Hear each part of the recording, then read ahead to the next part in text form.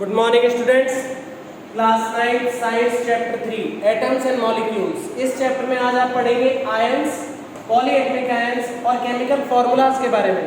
Okay, सो पहले ion और पॉलीएटमिक ions के बारे में जानते हैं कि ये दोनों चीजें क्या होती है। इसके बाद बात करेंगे वैलेंसी। वैलेंसी किस तरीके से डिफाइन की जाती है। प्रीवियस क्लास में मैंने आपसे कहा था कि वैलेंसी इस वाली वीडियो में आपको बताई जाएगी, तो आज वैलेंसी के बारे में बात करेंगे, फिर केमिकल फॉर्मूलाज में आपको एक्सप्लेन करूंगा। तो ions, what are ions? Ions atoms, elements,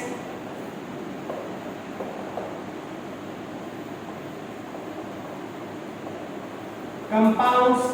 ठीक है, आयंस होता है, एटम्स होता है, एलिमेंट्स होता है, इसके बाद मॉलिक्यूल्स एंड देन कंपाउंड्स। तो ये जो टर्म है, ये टर्म आप बार बार पढ़ते आ रहे हैं। आयंस के बारे में आज आप देखेंगे। इससे पहले इनको डिफाइन करते हैं। एटम्स क्या होते हैं? जितने भी एलिमेंट होते हैं, जितने भी आपके पीरियोडिक टेबल के एलिमेंट हैं, वो सभी एलिमेंट ये वाले होते हैं जिनको आप डायरेक्ट फॉर्म में लिखते हैं। Hydrogen, helium, lithium, beryllium, boron, nitrogen, sulphur, phosphorus, जो भी नेम है वो सब आपके एलिमेंट्स हैं। अगर उन्हीं एलिमेंट्स को आप सिंगल फॉर्म में लिखते हैं और सिंगल फॉर्म से रिप्रेजेंट करते हैं, like H, O, S, P, Ag, Au, इनके सिंपली फॉर्म में, इन्हें सिंगल फॉर्म में डिनोट करते हैं जहां पर कोई नंबर इनके साथ नहीं होता। That is a single atom. एक सिंगल एटम होता है, ठीक है। इंडिविजुअल पार्टिकल या कह सकते हैं atom is the smallest particle that can take place into any chemical reaction. तो एटम्स के बाद आते हैं आपके मॉलिक्यूल्स। मॉलिक्यूल्स क्या होते हैं? इन्हीं एलिमेंट्स के बारे में, इन्हीं एटम्स के बारे में अगर आप देखें कि एटमॉस्फेयर से या कहीं से भी नेचर में से आप इन्हें निकालते हैं और नेचर में किस तरीके से एग्जिस्ट करते हैं उसे देखते हैं, तो वो होते हैं molecules. Like hydrogen, nitrogen, oxygen, chlorine, ये जो मोस्टली गैसेस होती है ये डाई एटॉमिक होती है। इनमें हर एक मॉलिक्यूल के अंदर 2 एटम मिनिमम होते हैं, ठीक है। ये एलिमेंट का मॉलिक्यूल हो गया। कंपाउंड के मॉलिक्यूल होते हैं जैसे कि HCl, ये कंपाउंड के बारे में बात हो रही है अभी। HCl हो गया, NaCl हो गया, H2 हो गया, CO2 हो गया। ये सारे के सारे क्या है? आपके कंपाउंड है जहां पर 2 या 2 से ज्यादा एलिमेंट मिलकर एक नई फॉर्म बनाते हैं, नया सब्सटेंस बनाते हैं। इसके मॉलिक्यूल कितने हो गए? कंपाउंड के ये मॉलिक्यूल होते हैं। अगर मैं बात करता हूं सोडियम क्लोराइड की, तो सोडियम क्लोराइड में 1 एटम सोडियम और 1 एटम क्लोरीन का होता है, ठीक है। ये कंपाउंड के मॉलिक्यूल हो गए।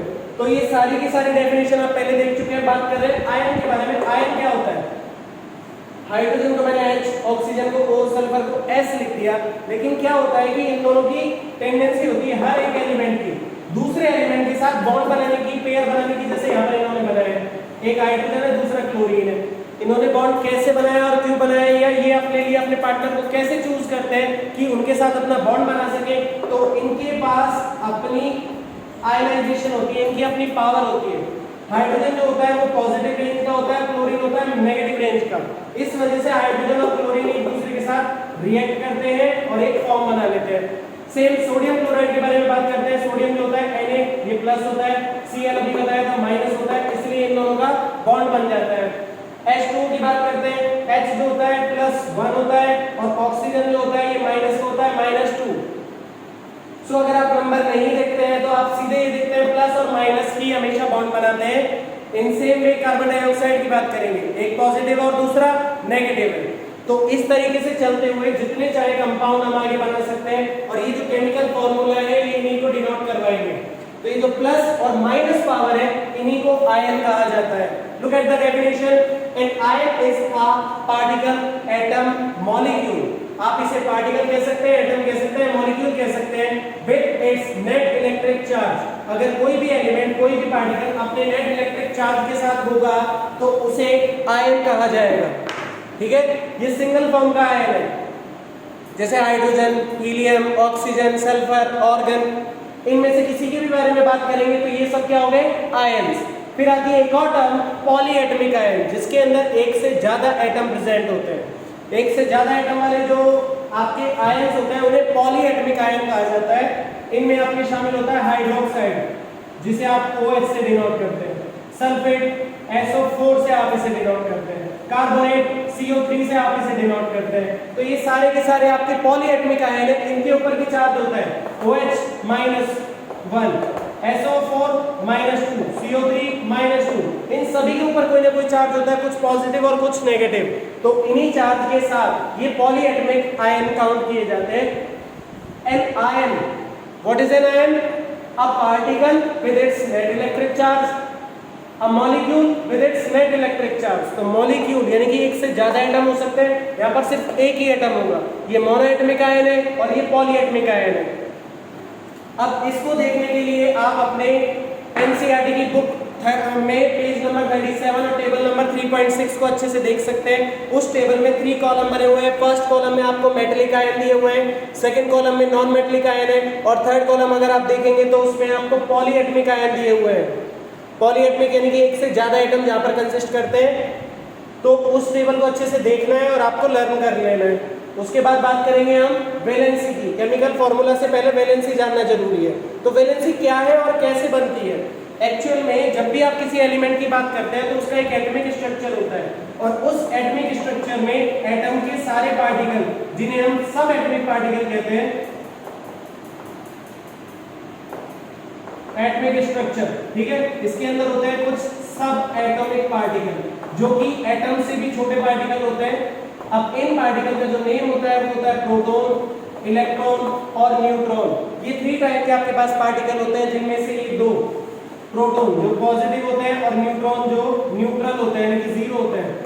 ये दोनों पार्टिकल इसके सेंटर में यानी कि न्यूक्लियस में प्रेजेंट होते हैं और इसका वेट बताते हैं। किसी भी एटम का वेट उसके प्रोटॉन और न्यूट्रॉन पर डिपेंड करता है। इलेक्ट्रॉन उसके वेट की कैटेगरी में नहीं आता। इलेक्ट्रॉन उसमें बाहर ऑर्बिट में मूव करता है कंटिन्यू फॉर्म में। तो इस मूविंग इलेक्ट्रॉन के बारे में ही हम यहाँ पर बात करेंगे कि कितने इलेक्ट्रॉन्स होते हैं, किस तरीके से मूव करते हैं और किस तरीके से उन्हें सेट किया जा सकता है। तो मैं यहाँ पर आपको 2 या 3 एलिमेंट के बारे में बात करूंगा। जैसे सबसे पहले हम बात करते हैं ऑक्सीजन। ऑक्सीजन जो होता है, ऑक्सीजन पीरियडिक टेबल में आपके पास आता है नंबर 8 पर। नंबर 8 पर ऑक्सीजन आने की वजह से इसके अंदर याद रखना Z, इसे डिनोट किया जाता है एटॉमिक नंबर से। एटॉमिक नंबर को Z से डिनोट किया जाता है और Z आपका कितना है यहाँ पर 8 है। अब इसमें एक फॉर्मेशन होती है, Z जितना होता है उतने ही नंबर ऑफ इलेक्ट्रॉन होते हैं और उतने ही नंबर ऑफ प्रोटॉन होते हैं। तो यहाँ पर एक फॉर्मूला बन जाता है Z = P, क्योंकि ये तीनों ही सेम नंबर होते हैं, ठीक है। तो इसके बारे में बात कर रहे हैं, हमें इलेक्ट्रॉन सेट कर रहे हैं। 8 नंबर है यानी कि 8 ही इलेक्ट्रॉन है। तो ऑक्सीजन का मैं एक स्ट्रक्चर बनाता हूँ। ये इसका न्यूक्लियस है जिस पर मैंने क्रॉस लगाया, ये इसका न्यूक्लियस है। इस न्यूक्लियस के अंदर प्रोटॉन और न्यूट्रॉन फिल है और इसके बाहर होते हैं कुछ ऑर्बिट, जिनके अंदर इलेक्ट्रॉन मूव करते हैं कंटीन्यूअस फॉर्म में। इनको ऑर्बिट या शेल कहा जाता है और इनके जो नेम होते हैं वो सीरीज वाइज इस तरीके से होते हैं K, L, M, N। Okay, first K, second L, third M, fourth A। इनके अंदर मैक्सिमम नंबर ऑफ इलेक्ट्रॉन कितने फिल किए जा सकते हैं वो डिफाइन करते हैं ये वाले नंबर। फर्स्ट के अंदर 2, सेकंड के अंदर 8, थर्ड के अंदर 8 एंड सो ऑन। इस तरीके से कंटिन्यू चलता है, यानी कि फर्स्ट ऑर्बिट में ओनली 2 इलेक्ट्रॉन और उसके बाद ये अपना ऑक्टेट कंप्लीट करते हैं, यानी कि 8 इलेक्ट्रॉन को कंप्लीट करने की टेंडेंसी। एक और रूल होता है, हर एक एलिमेंट अपने बाहर वाले आउटर मोस्ट शेल या आउटर मोस्ट ऑर्बिट के अंदर नंबर ऑफ इलेक्ट्रॉन्स को कंप्लीट करने की कोशिश करेगा। चाहे वो किसी से अगर कम इलेक्ट्रॉन है तो किसी से इलेक्ट्रॉन लेगा, या अगर उसके पास ज्यादा इलेक्ट्रॉन है तो वो इलेक्ट्रॉन किसी को देगा। तो डोनेट करना और एक्सेप्ट करना, ठीक है, ये दोनों ही कंडीशन इसकी शेयरिंग को बताती है। ऑक्सीजन में जैसे मैंने बताया कि 8 इलेक्ट्रॉन होते हैं, तो फर्स्ट वाले ऑर्बिट में 2 इलेक्ट्रॉन आ सकते हैं, दोनों फिल कर दिया आपने। सेकंड वाले ऑर्बिट की बात करते हैं, इसमें 8 इलेक्ट्रॉन आ सकते हैं, 1, 2, 3, 4, 5, 6, 7, 8। 8 रूम का स्पेस इसके पास जरूर अवेलेबल है, लेकिन फिल कितने होंगे? जब फर्स्ट में 2 आ गया तो सेकंड में 6 आने चाहिए, तो 6 फिल कर देंगे। 1, 2, 3, 4, 5, 6। यहाँ पर 6 इलेक्ट्रॉन फिल हो चुके हैं और 2 इलेक्ट्रॉन का स्पेस अभी बाकी है। ये जो 2 इलेक्ट्रॉन का स्पेस बाकी है, इसके पास 2 तरीके हैं अपने आउटर मोस्ट ऑर्बिट को कंप्लीट करने के लिए। 1 ये अपने 6 इलेक्ट्रॉन किसी को डोनेट कर दे या कहे लूज कर दे, अपने 6 इलेक्ट्रॉन लूज कर दे, या 2 इलेक्ट्रॉन किसी से गेन कर ले, कहीं से ले ले, दोनों ही कंडीशन इसके पास अवेलेबल है। अगर ये लूज करता है तो इसके पास आ जाता है +6 और अगर ये गेन करता है तो इसके पास आ जाता है -2। और जैसा आपको दिखाई दे रहा है कि हर एक इलेक्ट्रॉन में सेम एनर्जी लगती है, 6 इलेक्ट्रॉन में एनर्जी ज्यादा लगेगी और 2 इलेक्ट्रॉन में एनर्जी कम लगेगी। तो इसकी टेंडेंसी क्या होगी कि ये 2 इलेक्ट्रॉन किसी से ले तो ऑक्सीजन की जो वैलेंसी है वो हो जाती है -2। आप कभी भी बुक में देखेंगे या वैलेंसी चेक करेंगे, इनके साथ इनके साइन नहीं आते हैं, इनके साथ इनका सिर्फ नंबर आता है, ठीक है। तो ये जो नंबर इसके साथ आता है ये वैलेंसी होती है, और ये जो पॉजिटिव और नेगेटिव आता है ये होता है इसका charge, ion. An ion is an particle atom और molecule with its net electric charge. इसका नेट इलेक्ट्रिक चार्ज कितना है -2। तो ये क्या बन गया आयन।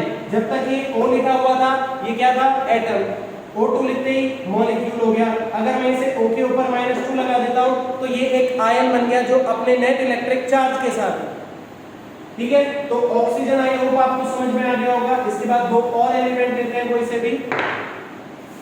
ऑक्सीजन के लिए हो गया -2। आप यहां पर लेंगे, अब मैग्नीशियम ले लेते हैं। मैग्नीशियम आपकी जो टेबल है उसमें आता है 12 नंबर पे। ये नंबर आपको याद होने चाहिए मिनिमम 20 तक, मैंने आपको प्रीवियस वीडियो में भी बोला था।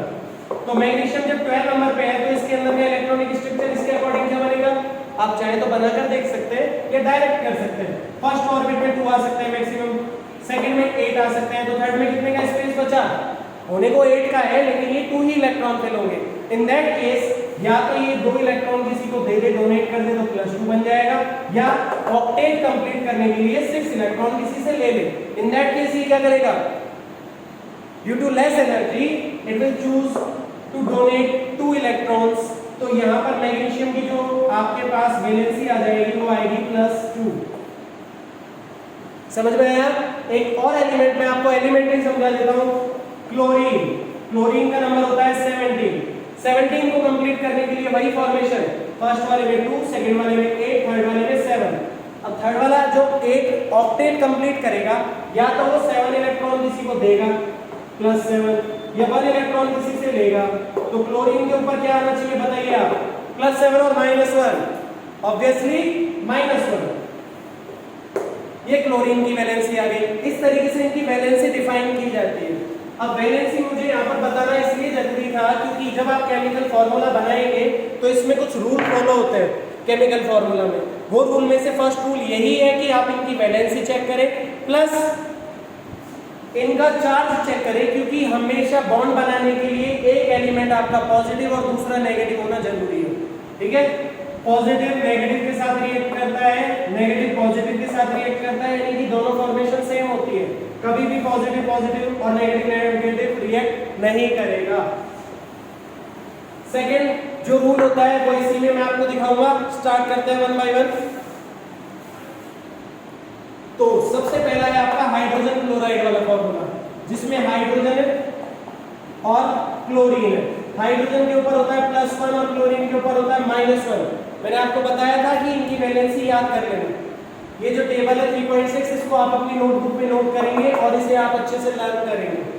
तो H+1 Cl-1, मैंने क्या कहा था, फर्स्ट रूल, एक पॉजिटिव और दूसरा नेगेटिव ही रिएक्ट करेगा। इनकी पावर सेम है यहाँ पर +1 और -1, यानी कि नंबर की बात करें सेम है। यहाँ 1 और यहाँ 3, यहाँ 2 और यहाँ 3, क्या ये हो सकता है? बिल्कुल हो सकता है। नंबर से कोई मैटर नहीं रखता, नंबर कितना भी है उसको हम एडजस्ट कर लेंगे, लेकिन एक पॉजिटिव और एक नेगेटिव होना कंपलसरी है। सो इन दैट केस ये दोनों बॉन्ड बना सकते हैं और इसीलिए यहाँ पर दिया हुआ है। अब इनका बॉन्ड कैसे बनेगा, इनको पहले तो लिखेंगे कंबाइंड फॉर्म में। उसके लिए ये जो नंबर होता है जो इसके टॉप में होता है पावर की फॉर्म में, वो इनके फुट पर आ जाता है। और क्रॉस हाइड्रोजन का जो नंबर है वो क्लोरीन के साथ नीचे लिखा जाएगा, क्लोरीन का जो नंबर है हाइड्रोजन के साथ नीचे लिखा जाएगा। तो H1Cl1। और याद रखें मैथ में भी आपने ये पढ़ा है कि किसी भी अल्फाबेट के साथ 1 को लगाना जरूरी नहीं होता। आप उसे नहीं भी लगाते तो वो अंडरस्टूड है कि वो 1 है। HCl, ये बन गया आपका हाइड्रोजन क्लोराइड। नेक्स्ट होता है आपका हाइड्रोजन सल्फाइड। इसमें आप देखेंगे हाइड्रोजन पर कितना होता है +1 और जो सल्फर होता है उस पर कितना होता है -2 प्लस और माइनस कंपलसरी है, +1 -2 प्लस माइनस कंपलसरी है, 1 और 2 होगा चलेगा। 2 यहाँ पर है वो इसके फीट में आ जाएगा, 1 इसके ऊपर है ये इसके फीट में आ जाएगा। तो आप इसे क्या लिखेंगे H2S। जैसा कि मैंने बताया 1 लगाना कंपलसरी नहीं है, मत लगाइए, छोड़ दीजिए। फिर है कार्बन टेट्राक्लोराइड। आपको ये टेट्रा पर ध्यान नहीं देना, कार्बन और क्लोराइड पर ध्यान देना है। कार्बन होता है आपका और क्लोरीन होता है। अब दोनों की वैलेंसी आप जरूर मुझे देखकर बताइए कितनी होती है। कार्बन की होती है आपकी +4। कार्बन जो है +4 और -4 दोनों यूज करता है, तो मैं कार्बन को यूज नहीं करूंगा, पहले क्लोरीन को यूज करूंगा। क्लोरीन है -1, क्लोरीन का आपको पता है माइनस है। कार्बन +4 भी यूज कर सकता है, -4 भी, क्योंकि कार्बन का मैं आपको यहाँ पर दिखाता हूँ। कार्बन का नंबर होता है आपके पास 6, फर्स्ट ऑर्बिट में आता है 2 और सेकंड ऑर्बिट में आता है 4। ऑक्टेट कंप्लीट करने के लिए या तो ये 4 इलेक्ट्रॉन किसी को दे या 4 इलेक्ट्रॉन किसी से ले, दोनों ही केस में सेम एनर्जी रिलीज होगी। इसलिए कार्बन ऐसा एलिमेंट होता है जो किसी के भी साथ रिएक्ट कर सकता है। अगर इसके साथ नेगेटिव आता है तो ये पॉजिटिव वाली वैलेंसी यूज कर लेता है, अगर पॉजिटिव आता है तो नेगेटिव वाली वैलेंसी यूज कर लेता है, ये किसी के भी साथ कंपाउंड बना लेता है। तो यहाँ पर भी कार्बन की वही यूज होगी। क्लोरीन जब माइनस है तो कार्बन को हम +4 यूज करेंगे। नंबर हमेशा 4 रहेगा, प्लस और माइनस चेंज हो सकता है। तो वही सेम सीन, इसका 1 नीचे और इसका 4 नीचे। याद रखिए जब आप कंपाउंड बनाए तो साइन को यूज ना करें। ये हो जाएगा C और Cl4, 4 इधर आ गया। अब ये जो टेट्रा यहाँ पर लिखा हुआ है ऑलरेडी अंडरस्टूड है, टेट्रा का मतलब 4 होता है, 4 की वैलेंसी यहाँ पर ऑलरेडी दी हुई है, तो इसके लिए ज्यादा ना सोचें। मैग्नीशियम क्लोराइड Mg, अभी सॉल्व किया था आपने, Mg का होता है +2, क्लोरीन आप काफी देर से कर रहे हैं -1, तो 1 इधर और 2 इधर, यानी कि MgCl2। बहुत इजी फॉर्म में बन जाएंगे, बस आपको वैलेंसी याद होनी चाहिए। एल्यूमिनियम ऑक्साइड Al और O, बताइए एल्यूमिनियम का कितना होगा और ऑक्सीजन का कितना होगा। देखिए एल्यूमिनियम का होता है +3 और ऑक्सीजन का होता है -2, 2 इधर आएगा 3 इधर आएगा, तो एल्यूमिनियम ऑक्साइड बन जाएगा Al2O3। इसके बाद calcium oxide Ca+2, oxide -2, plus minus देख लेना सभी में सेम चल रहे हैं, तो ये बन जाएगा Ca2O2। अब इसको आप इस तरीके से लिख सकते हैं, जब भी आपको रेशियो दिया जाता है, मान लीजिए 1:2 है तो 1:2 आएगा ही आएगा। अगर आपको दे दिया जाए 6:12 तो आप क्या करते हैं, इसे इसी फॉर्म में लिखते हैं ना, 6 1 6 6 2 12, तो ये भी 1:2 लिखा जा सकता है। सेम वे में यहाँ पर कैल्शियम के भी 2 और ऑक्सीजन के भी 2, आप चाहे तो इन दोनों को कट करके CaO लिख सकते हैं, या ये लिख सकते हैं जब ये दोनों सेम है, +2 से -2 कैंसिल हो जाएगी और क्या बचेगा CaO। फिर सोडियम नाइट्रेट Na+2 NO3-2, क्या यही होता है सोडियम का और नाइट्रेट का। एक्चुअल में देखिए सोडियम पे और नाइट्रेट का दोनों +1 और -1, sodium +1 nitrate -1, plus minus cancel out हो जाएंगे, तो ये बनेगा NaNO3। इसके बाद बात करेंगे कैल्शियम हाइड्रोक्साइड, कैल्शियम Ca, अभी बात की थी इसकी +2 और हाइड्रोक्साइड OH-1, ये वाला ध्यान से देखना है आपको।